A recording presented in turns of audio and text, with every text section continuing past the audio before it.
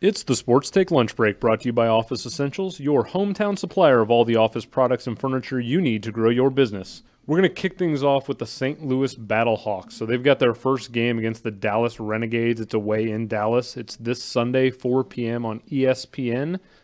Question I want to pose to you guys is, what's your excitement level for both the XFL itself and the Battlehawks? Greg, I'm going to go to you first. Can an excitement level be negative? Sure, is that where you're at? No, it's just not moving my needle. Now, are you a football fan? Yeah. Okay. I mean, not diehard passionate.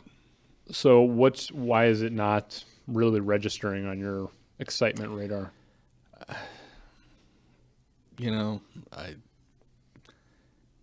First of all, I think it's gimmicky with the rules, which I'm sure is on your agenda to get Oh, to. yes. And, I just, it's not the NFL. They know that. Everybody knows that, but Will you even turn on week one? probably not. Okay. What about you, Stu? I feel like you have a little bit more excitement. What would you say your level is for excitement going into week one? I'm excited. I think I'm going to be a lot more excited about the home opener. But to me, it's I have a lot of friends who are still huge American football fans, and I think it's just going to be cool seeing the Dome actually hosting games again, and just people tailgating and kind of making it an event that I think we've kind of missed. I do wonder, though, so you had referenced that home opener. I feel like St. Louis was kind of put in a bad situation because that home opener is not till the third week of the season, and therefore I think their best opportunity to capitalize is week one, where you're going to have the most interest. But by week three, maybe St. Louis is 0-2. Maybe people have realized the league's not that good, the quality, the rules, whatever it may be. Does that concern you that they're going to have to wait 3 weeks and who knows what the league's going to look like 3 weeks out? Yeah, I'm gonna guess that St. Louis would have hosted if the Dome was available. Toward the end of January and early February, they usually do the boat show and a few other conventions. So my guess is, and those are planned, 2 years in advance or whatever. So I'm guessing there was a scheduling issue that they didn't kick off this week, or maybe they just thought, Dallas is a kind of a sexier debut place, which, not gonna lie, probably is. Are they playing in the Cotton Bowl? Because I assume Jerry Jones isn't letting them play in the Jerry World. They're not at Jerry World, I don't They're believe. playing in the Texas Rangers old stadium in Arlington. Interesting. Which is also being fitted to be a soccer stadium. It's going to be interesting. Well, I did some research yesterday because I admittedly don't know a ton about the XFL and all the teams. What caught my eye was first off, I looked at the Battlehawks roster. Can either of you name me a single Battlehawk right now? I cannot. I've got Marcus Lucas and LaDamian Washington. Okay, both Mizzou grads, so I see. Yep. Can you name their starting quarterback? We all know quarterback's the position everyone cares about. Tatum. Ta'amu. Jordan Ta'amu. Stuart and his names again. I knew it was a T something. Well, what struck me is, so of all the 8 teams, we all know quarterbacks are what drive American football, at least in the NFL. So of all 8 teams, the star quarterback is Landry Jones, who plays for the Dallas Renegades, so we'll see him if you're watching the Battlehawks game. He had 5 NFL starts in his whole career. He got drafted by, I believe it was Pittsburgh, and he played backup to Roethlisberger for a couple of years. Landry Jones is your star player you're building essentially your league around. How's that? Star in quotes. Star in quotes. I mean, quite honestly, the Renegades coach is Bob Stoops, who most of you probably know from Oklahoma.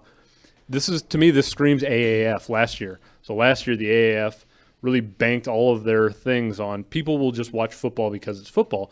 And honestly, the star of that league was Steve Spurrier as a coach. And to me, I immediately go, oh my God, their star is Bob Stoops. That's not sustainable. They're gonna completely crumble within 4 or 5 weeks. It's possible, yeah. First of all, I thought Landry Jones was a character from Friday Night Lights. But going back to the top of the show for me, I think comparing it to the NFL is probably not fair or correct. But still, I just don't know that. I mean, how diehard of a football fan do you have to be to get excited about this? I mean, I've seen a fair amount of old ex-Rams diehards in St. Louis that are really getting on board. And I think at least on the Battlehawks, Kurt Hunsinger has done a pretty good job with events. They had several meet and greets this week and happy hours, and those seem to be received pretty well. They have a ground game going, and they have some interesting ideas on what they're going to do to get some atmosphere in there. So, well, good for them, I guess. Then I shouldn't automatically just poo-poo something that is trying to do something good for St. Louis. I don't think it's a problem with the Battlehawks themselves. The league, it has an uphill. Well, so here's one thing: there are no owners. You guys know that, right? Like Vince McMahon owns all the teams. There are not 8 different owners who run teams. So there's this very much a monopoly. That's a problem within itself. That's a huge problem. And here's the other thing to me in terms of like from the fans' perspective. Maybe you guys can let me know if you agree or disagree. I think there are a lot of people who love football, NFL football at least. But the problem is they're going to turn on this game, and if they're not fully familiar with the XFL, they're going to realize the rules are completely different. There's different kickoff rules, different punting rules. There's multiple ways you can get extra points after touchdowns, 1, 2, 3, 4.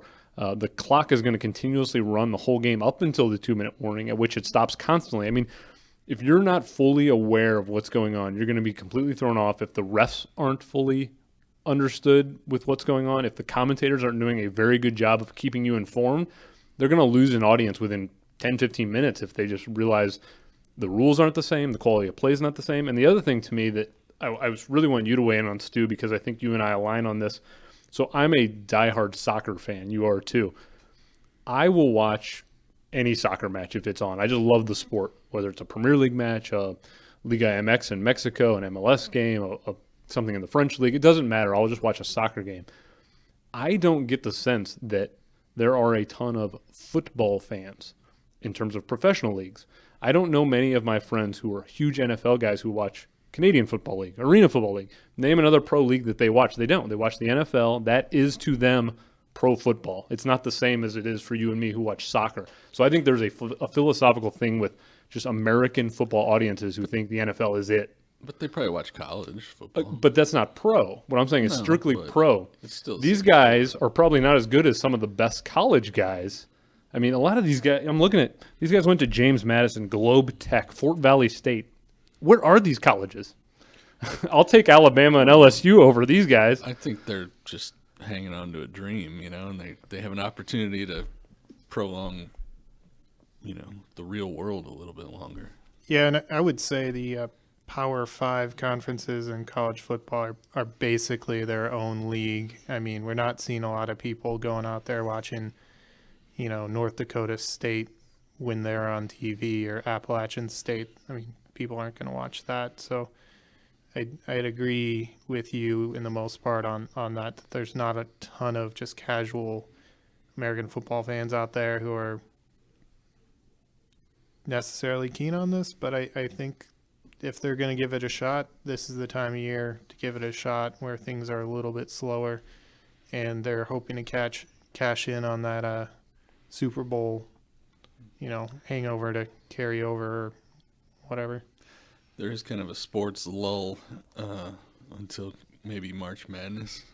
Yeah, and Stuart and I were talking about it off air right before we got on the mics, but I often wonder if the reason the AAF was not successful last year and the reason why I think the XFL is going to be very problematic is I think that there's almost that burnout sense where somebody who's a huge NFL fan spent a lot of months really enjoying the NFL, and I think they just kind of want to take a break, and they're really not going to get back into it until the draft rolls around, mid to late April.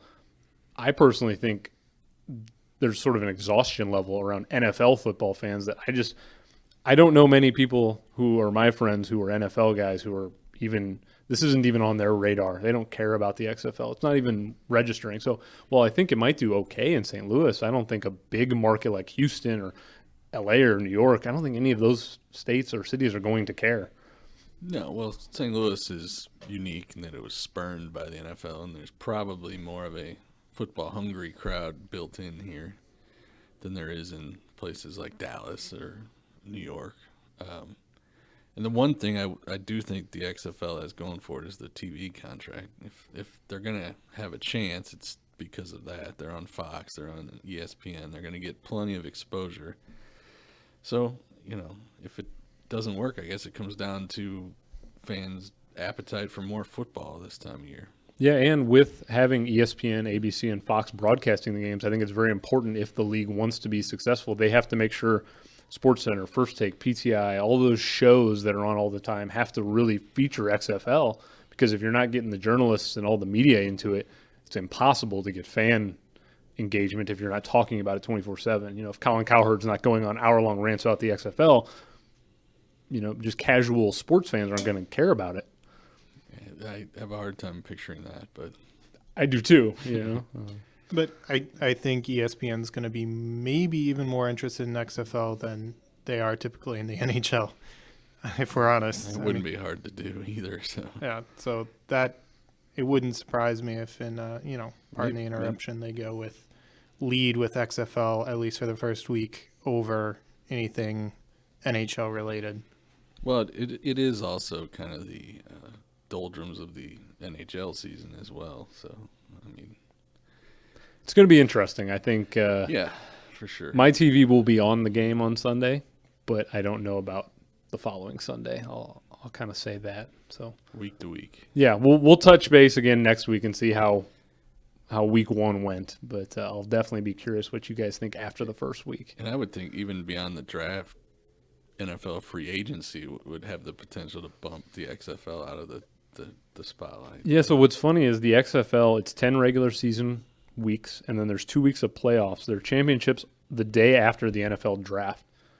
And I get that they're trying to use the draft as a platform to keep them relevant, but I actually think the opposite's going to work. And if they're trying to build their championship the same week of the draft, are they insane? I mean, people are going to be way more into NFL draft than XFL championship.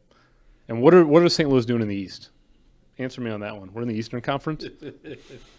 Well, St. Louis was weird. just bounces around between. We're in the middle of the country, so it's kind of. The Cardinals used to be in the NL East. I mean, we're in Kansas, so.